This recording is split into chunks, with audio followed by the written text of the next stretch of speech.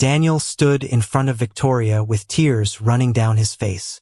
The same man who had stolen from her. The same man who had laughed while others humiliated her. The same man who had once told her she would never amount to anything. Now he was standing at her door, broken, hollow, begging. His company was gone. His fortune had vanished overnight. His reputation had been shredded so completely that even his own name felt like an insult. And the friends he thought would never leave him had disappeared faster than smoke in the wind. He had lost everything. And the only person left in the world who might still care whether he lived or died was the woman he had destroyed. Victoria looked at him for a long moment. Then she walked slowly to a cabinet in the corner of the room, opened it, and pulled out a pair of fighting gloves. She placed them on the table between them. Then she looked directly into his eyes and said 7 words. 7 words that made the 3 assistants standing behind her freeze in place. "Beat me first, Daniel. Then we'll talk." Daniel stared at the gloves. Then he stared at her. The room was completely silent. And then one of the assistants laughed. Just once. A small, nervous laugh quickly swallowed by the tension. But Victoria wasn't smiling. She wasn't joking. And what was about to happen over the next several months would expose a secret so deeply buried, so carefully hidden, that when it finally surfaced it would not just change Daniel's life. It would rewrite everything he thought he knew about his own story. Stay until the very end. Because the final revelation changes everything. Before we dive deeper into this story, let us know in the comments where you're watching from. We'd love to hear from you. And if you're new here, click the subscribe button right now so you never miss any of our upcoming videos. Stories like this one drop every week and you do not want to be left behind. Now let's go back to the beginning. Because to understand what Victoria meant by those 7 words, you have to understand what Daniel did to her. And to understand what Daniel did to her, you have to understand who they were before the world corrupted them both. They met years ago through a mutual friend at a small business gathering. Daniel was young, sharp, and completely magnetic. He had this energy about him that pulled people in without effort. He spoke with conviction. He moved with purpose. And when he looked at you, it felt like you were the only person in the room. Victoria was different, quieter, more watchful. She didn't chase attention. She observed. She studied. She asked the kinds of questions that made people pause before answering. When Daniel first approached her that evening, she didn't fall for his charm immediately. "You talk a lot," she told him plainly. He laughed, surprised. "Most people find that appealing." "Most people aren't paying close enough attention," she replied. That was the moment Daniel became fascinated by her. They built a friendship slowly, then something deeper, then eventually a life together. Daniel's career was already rising, but Victoria quietly contributed in ways that most people around them never noticed. She gave him direction when he was scattered. She gave him patience when he was reckless. She gave him perspective when his ambition started outrunning his wisdom. And she gave him something else. Something he didn't discover until much, much later. But we'll get to that. For years, the partnership worked. Their professional lives grew. Their personal connection deepened. And for a time, Daniel was genuinely a good man. Imperfect, certainly. Stubborn, absolutely. But there was a core of decency in him back then that made his eventual betrayal all the more devastating. Because when greed arrived, it didn't come all at once. Came slowly, like a fog. It started with small compromises, cutting corners on contracts, taking slightly more credit than was fair, letting other people absorb consequences that should have been his to carry. Then the compromises grew larger. The corners he cut became edges. The credit he stole became entire projects. And the people absorbing his consequences included the woman standing right beside him. Victoria noticed. She confronted him privately, multiple times, with patience, with evidence, with love. Daniel dismissed every conversation. "You're overthinking it. This is how business works. You wouldn't understand." And then the moment that truly broke something between them happened publicly. At an industry gathering surrounded by colleagues and partners, someone raised a question about a failed project that had cost several smaller investors significant money. Eyes turned toward Daniel. And Daniel, without hesitation, without a single flicker of remorse, pointed at Victoria. That was her decision, he said smoothly. I advised against it from the beginning. The room accepted it. Victoria did not react in that moment. She simply went very still. And something behind her eyes closed like a door shutting quietly in an empty house. The separation that followed was not dramatic. There were no screaming matches, no thrown objects, no spectacular public confrontation. Victoria simply, methodically, and with devastating precision began separating her interests from his. Legally, financially, professionally. Daniel barely noticed at first. He was too busy enjoying what he thought was the peak of his success. But Victoria had seen the cracks forming beneath the foundation long before he had. She had already anticipated what was coming. Because that was what she did. She saw things others missed. She prepared for futures other people hadn't even imagined yet. When Daniel's empire finally collapsed, it collapsed completely. Fraudulent contracts surfaced. Misappropriated funds were traced back to accounts connected to his name. Former partners came forward. Former allies disappeared. The same media that had celebrated him spent 3 weeks systematically dismantling his reputation with the kind of gleeful efficiency that only happens when someone powerful falls from a great height. Daniel spent 6 months in a state of paralysis. He refused to admit it was over. He fired lawyers and hired new ones. He threatened journalists. He called in favors from people who no longer owed him anything. He raged privately. He crumbled publicly. And slowly, as the months accumulated and the walls continued closing in, something happened to Daniel that had never happened to him before.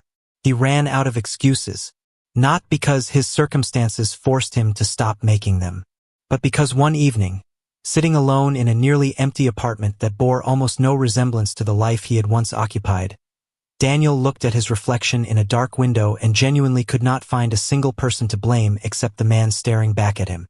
That was a night he would never forget. He wept for the first time in years. Not from self-pity, from clarity. And when morning came, he made a decision. He was going to Victoria. He stood outside her office building for almost 20 minutes before he walked through the door. The reception area was clean and understated. Nothing flashy. Nothing designed to impress. Just quiet competence radiating from every corner of the space. A woman at the front desk looked up. I'm here to see Victoria, Daniel said. Is she expecting you? No, he admitted. The receptionist looked at him for a moment with no readable expression. Then she picked up a phone. 3 minutes later, Daniel was guided into a conference room and told to wait. He waited for 45 minutes. He deserved every one of them. When Victoria finally entered the room, she looked exactly as she always had. Put together, calm, present. She sat across from him and folded her hands on the table and looked at him with an expression that was neither warm nor cold, just watchful. Why are you here, Daniel? She asked. He had rehearsed an answer. He had prepared a speech. He had planned exactly how he would phrase his apology, how he would frame his request, how he would make sure she understood the sincerity of what he was about to say. None of it came out. Instead, he just said, I'm sorry. She didn't respond. I'm not here to make excuses. I'm not here to negotiate. I know what I did. I know how badly I treated you.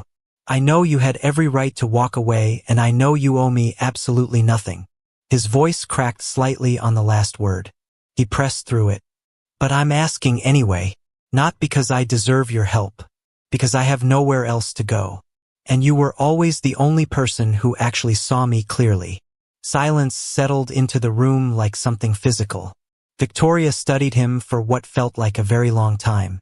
Then she stood, walked to the cabinet in the corner, and returned with the gloves.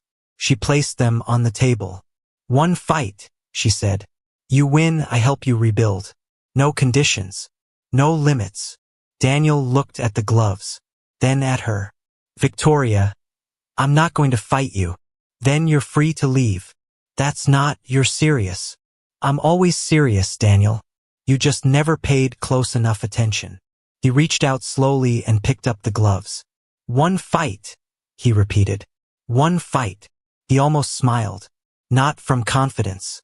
From the sheer absurdity of sitting in a conference room being challenged to a physical contest by the woman he had wronged. How hard can it be? He thought. He would spend the next several months learning exactly how wrong that thought was. The first training session Daniel arranged almost ended in humiliation before it began. He hired a personal trainer recommended by a former associate. Young, fit, certified in 3 disciplines. After watching Daniel move for 40 minutes, the trainer put down his clipboard. "Look," the trainer said carefully. "Years of sedentary work has really compromised your baseline. We'd need to start from almost zero." "How long?" Daniel asked. "To be genuinely competitive against someone with real combat training?" "Honestly," the trainer paused. "I'm not sure this is realistic." Daniel fired him. He hired someone else. That trainer lasted 2 weeks before citing scheduling conflicts that were obviously excuses. The third one was more blunt. "You're too old, too out of shape, and too proud to take instruction," the man said on their last session. "Until you fix the last one, the first 2 don't matter." Daniel sat alone in the gym after that session with his hands on his knees and sweat dripping onto the floor. He was 41 years old. His body, which had once carried real military conditioning from years earlier in his life, felt like it belonged to a stranger. Every muscle he had neglected had quietly staged a rebellion. His endurance was embarrassing. His reflexes had grown slow. Even his hands, which had once been fast enough to impress real instructors, moved like he was wearing weights. He put his face in his hands. And then someone sat down beside him on the bench. An old man. Small, lean, wearing clothes that looked like they had survived several decades. He had a face like carved wood and eyes that were completely, unnervingly still. "They all quit on you," the old man said. It wasn't a question. Daniel looked at him. "Who are you?" "Someone who can get you ready." "Ready for what?"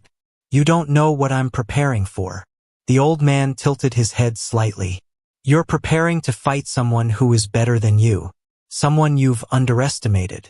And you have approximately 4 months before you have to stand in front of her and prove that you've changed." Daniel went very still. "How do you know it's a woman?" The old man stood up. "Training starts tomorrow. 4 in the morning. Don't be late. And don't bring your pride. There's no room for it where we're going." He walked away before Daniel could ask another question. That night Daniel lay awake trying to make sense of it. He almost didn't show up the next morning, but something pulled him there, and what followed was the most painful, humiliating, and ultimately transformative experience of his adult life. The old coach, who gave no full name and accepted no argument, began by doing something no previous trainer had done. He made Daniel be still. For the first 3 days, there was no sparring, no conditioning, no drills. Just stillness, sitting, breathing, watching. "You don't know how to be present," the coach told him on the first day. "You're always 10 steps ahead, planning, calculating, managing. That's why people can read you. That's why you lose before the fight starts." "This isn't a philosophy class," Daniel said. The coach looked at him without expression. "Lie down." "What?" "Lie on the floor. On your back." Daniel stared at him. "You want to be prepared? You start by learning what it feels like to be completely without defense. Because that's where your character lives. Not in your victories. In your floors." Reluctantly, feeling absurd, Daniel lay on the cold floor. He stared at the ceiling. "What am I supposed to be doing?" he asked. "Listening," the coach said, "to everything you've been running from." And in the silence of that empty gym at 4 in the morning, with nothing but the distant sound of the world outside, Daniel heard it. The voice inside himself that he had silenced with money and momentum and carefully constructed arrogance said simply, "You know what you did." He closed his eyes, and for the first time in longer than he could remember, he let himself feel it. By the second week, the physical training began, and it was merciless. The coach worked him in ways that bypassed every vanity Daniel carried. There were no impressive movements, no techniques designed to look powerful. Everything was fundamental, painful, honest. Daniel's ribs took impact after impact during controlled sparring with the coach's assistants. His legs gave out during conditioning runs. His hands blistered, healed, and blistered again. One morning after a particularly brutal session, Daniel sat against the wall breathing in ragged pulls. His lips split and his left eye slightly swollen from a sparring round that had not gone in his favor. "Why are you doing this to me?" he asked. The coach sat across from him, calm as always. "You think I'm doing something to you? I think you're enjoying watching me suffer. I'm watching you learn the difference between suffering and growth. You've confused them your whole life. When things were hard, you called it suffering. When things were comfortable, you called it growth. You had them backwards." Daniel said nothing. "Tell me about Victoria," the coach said suddenly. The shift in topic caught Daniel off guard. "What about her? What was she like when you first met her?" Daniel was quiet for a moment. "Honest. Uncommonly honest. She never said things to make you feel good. She said things because they were true. And that made you uncomfortable. It made me feel seen, which was uncomfortable, yes. And when she became inconvenient to your ambitions?" Daniel looked at the floor. "I erased her," he said quietly. "I made her small in front of people who respected her so that their respect would shift to me instead. I used her as a shield for my failures and as a shadow for my successes." He paused. "I knew exactly what I was doing. That's the part one can't forgive myself for. I knew." The coach was silent for a long time. Then he said, "Your biggest weakness isn't your body." Daniel looked up. "It's the woman you betrayed." The words landed with a weight that had nothing to do with their volume. "Not because she makes you weak," the coach continued, "because you can't face her clearly until you face what you took from her. And until you can face that, every punch you throw will carry the weight of a man still running from himself." Daniel felt something crack inside his chest. Not pain. Recognition. If you're still watching up to now, type, "I'm still here" in the comments section. Because what's coming next is the part of this story that nobody saw coming. And we want to know that you're here for it. The months that followed were unlike anything Daniel had experienced. He stopped hiring people to manage his image online. He stopped tracking what people were saying about him. He put away his phone for the first 3 hours of every morning and gave those hours entirely to the work of becoming someone different. He bled in that gym. Literally. There was one sparring session where a practice blow opened a cut above his eyebrow and blood ran freely into his eye for the rest of the round, and the coach told him to keep moving. And Daniel kept moving. Not because he wasn't in pain, but because stopping felt like a choice he no longer had the right to make. Victoria remained completely silent throughout this entire period. No calls, no messages, no updates passed through any intermediary. She had set the terms, and she was waiting on the other side of them like a door that would only open when he had truly earned the right to knock. That silence became its own kind of teacher. In it, Daniel thought about every conversation he had dismissed, every warning he had ignored, every moment where she had tried to reach him and he had chosen comfort over truth. He thought about the gathering where he had pointed at her. He thought about the look on her face in that moment, how she had gone completely still. He thought about that look every single morning when the alarm pulled him out of sleep at 3:45. It kept him moving on the days when everything in him wanted to stop. Meanwhile, the world continued to discuss his downfall with great enthusiasm. A particularly cruel piece was published online describing him as a cautionary tale about ambition without integrity. A former business associate gave an interview that included details so humiliating that people who had been sympathetic to him before stopped being sympathetic entirely. Daniel read it once. Then he set it down and went back to training. This was new behavior for a man who had once spent enormous energy managing how he appeared to other people. And the coach noticed. "You didn't react," the coach said the morning after the article appeared. "No. Why not?" Daniel thought about it genuinely before answering. "Because the article didn't say anything untrue, and I've spent enough of my life defending untrue versions of myself." The coach studied him for a moment. Something in the old man's face shifted. Just slightly, just enough for Daniel to notice. "What?" Daniel asked. The coach shook his head. "Nothing. Let's work. But something had changed in the energy between them. Something the coach was no longer working to conceal. Daniel filed it away, because something had been bothering him for weeks. Something familiar. The coach had a habit of using specific phrases during corrections. Not just the phrases themselves, but the rhythm of them. The exact cadence. The particular way he sequenced instruction. Control your breathing before you control your hands. You're not fighting your opponent. You're fighting your own anticipation. Stillness is not the absence of movement. It is the command of it. These were not generic coaching phrases. Daniel had heard them before. Not from this old man. From somewhere deeper in his memory. From years ago. During a period of his life he rarely discussed.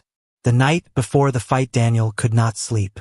He lay in the same position the coach had put him in on the very first day. Flat on his back. Eyes open. Listening. He wasn't afraid of losing. He had already lost so much that one more loss had stopped frightening him the way it once had. What he was afraid of was something harder to name. He was afraid of standing in front of Victoria and still not being good enough in the ways that actually mattered. He could train his body. He had done that. He could build discipline. He had built it.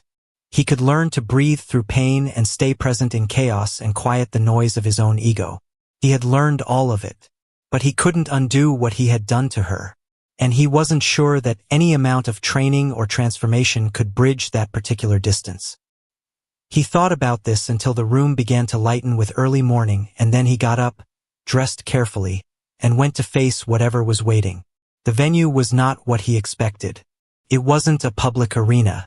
It wasn't staged for spectacle. It was a large private space, simply arranged, with a proper training floor and clean lighting. But there were people there. Colleagues of Victoria's. A few faces Daniel recognized from his former professional life. And standing near the edge of the space was his old coach, hands folded, expression unreadable. Victoria stood at the center of the floor. She was wearing training clothes, no jewelry, hair pulled back. She looked completely relaxed in a way that professional fighters look relaxed before a bout. Not the relaxation of someone unbothered, the relaxation of someone utterly prepared. Daniel walked to the center and stood across from her. For a long moment they just looked at each other. And something moved through Daniel in that moment that he had no language for. Grief, maybe. Gratitude.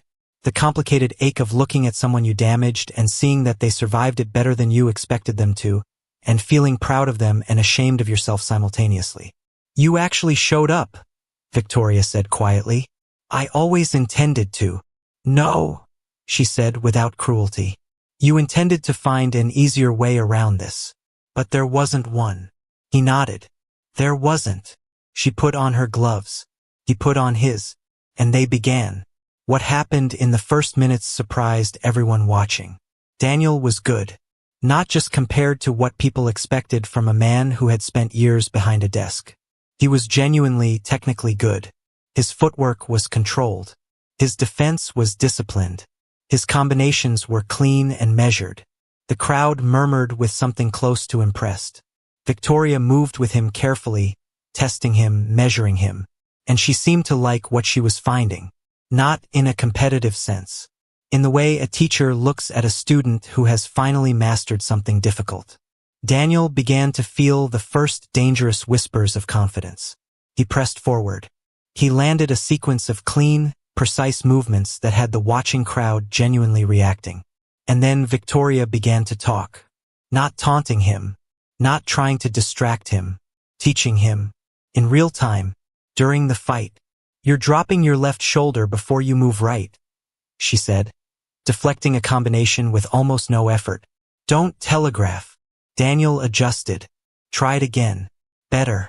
But you're holding your breath when you anticipate contact. That's going to slow your recovery. He stared at her. Why are you telling me how to beat you? Am I? She asked simply. He came again. Faster, tighter, incorporating everything she just said. And for a moment, genuinely, he was reaching her. Then she said something that stopped him completely. Control your breathing before you control your hands. The words hit Daniel's ears, and his entire body went cold. Because it wasn't just the phrase. It was the voice underneath the phrase. The stripped away, focused, absolutely precise quality of that voice. He had heard that voice before. Not from an old man in a gym at 4 in the morning. From further back. Much further back. From the period of his military training when a mysterious coach had been brought in to work with a select group of elite recruits. A coach who wore full concealment during every session.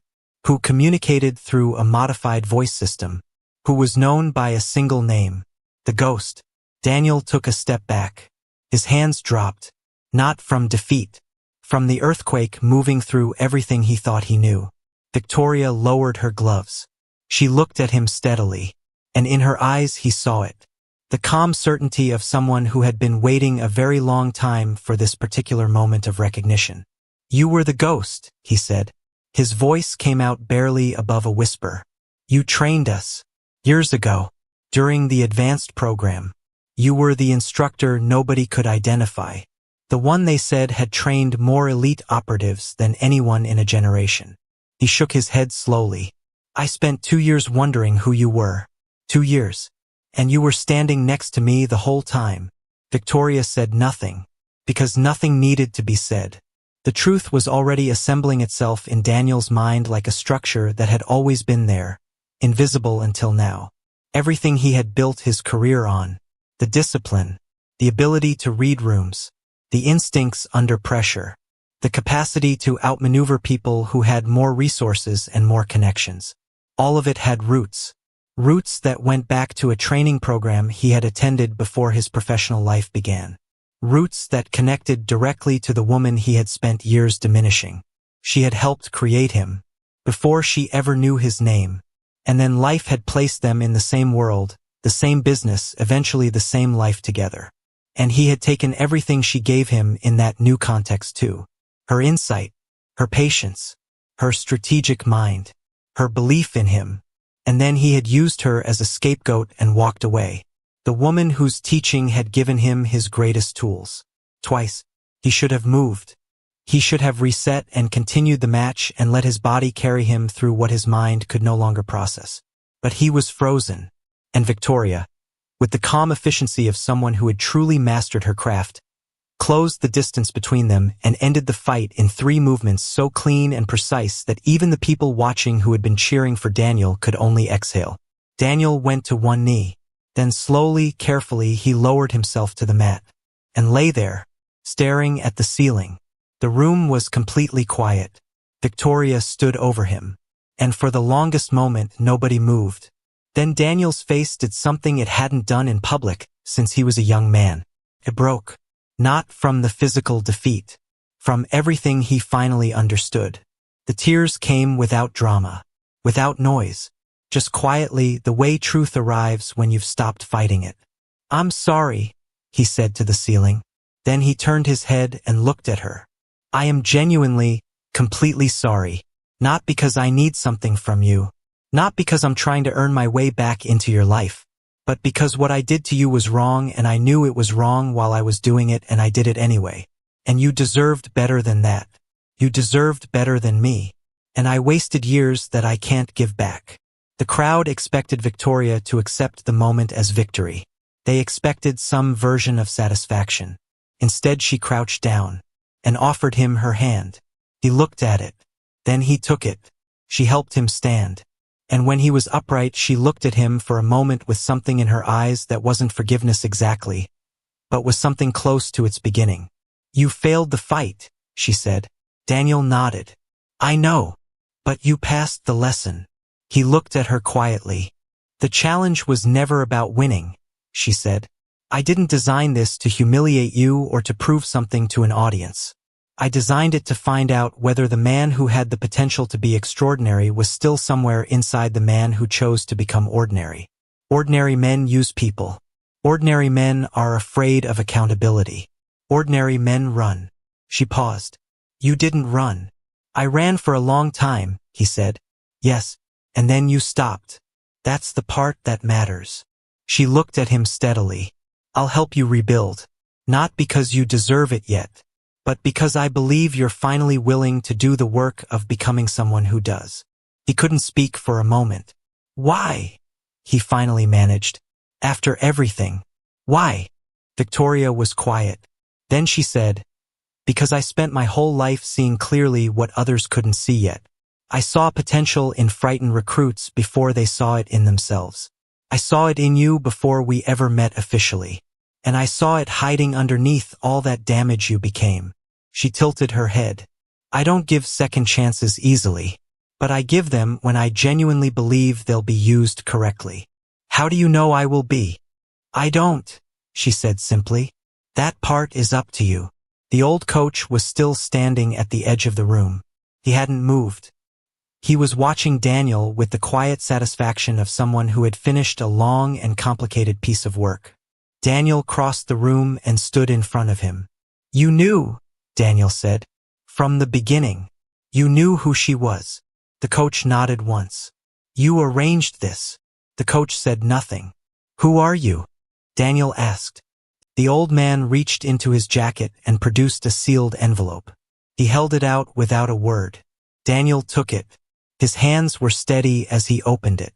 Inside was a single photograph. Old. The edges softened with time. The kind of photograph that has lived in a drawer for years and carries the weight of everything that happened after it was taken. The image showed a training space. And in it, unmistakably, was a much younger Daniel, moving through a drill with the focused intensity of someone being shaped into something he could not yet see in himself. And behind a one-way observation window, barely visible but absolutely present, stood a figure, watching, taking careful notes on a small pad. A young woman who even in a blurry photograph held herself with the particular stillness of someone who sees everything and reveals nothing. Victoria, long before fate placed them in the same life. Long before he knew her name. Long before he had the opportunity to betray what she had built in him. She had already been watching, already been guiding, already been protecting someone who didn't even know she existed. Daniel stared at the photograph for a very long time. His eyes filled slowly. He did not blink them clear. He let the tears come. On the back of the photograph was a sentence written in the same careful handwriting he would have recognized anywhere by now. The strongest warriors are not the ones who never fall. They are the ones who rise after learning why they fell. He read it twice. He read it a third time. And everything, every conversation, every lesson, every phrase delivered at 4 in the morning in an empty gym, every correction spoken across years and disguises and distances he had not been able to measure until this moment, assembled itself into a single coherent truth. Victoria had never wanted revenge. She had wanted transformation. She had spent years, quietly and without recognition, investing in the possibility that the man he could become was still reachable from the man he had allowed himself to become. For the first time in longer than he could honestly account for, Daniel felt peace settle into him the way sunlight settles into a room that has been dark for too long. Real peace. Not the absence of difficulty. Not the exhaustion that sometimes masquerades as calm. But the particular peace of a person who finally understands the shape of their own story. He looked up to tell the old coach what the photograph meant to him. But the space where the man had been standing was empty. He was gone.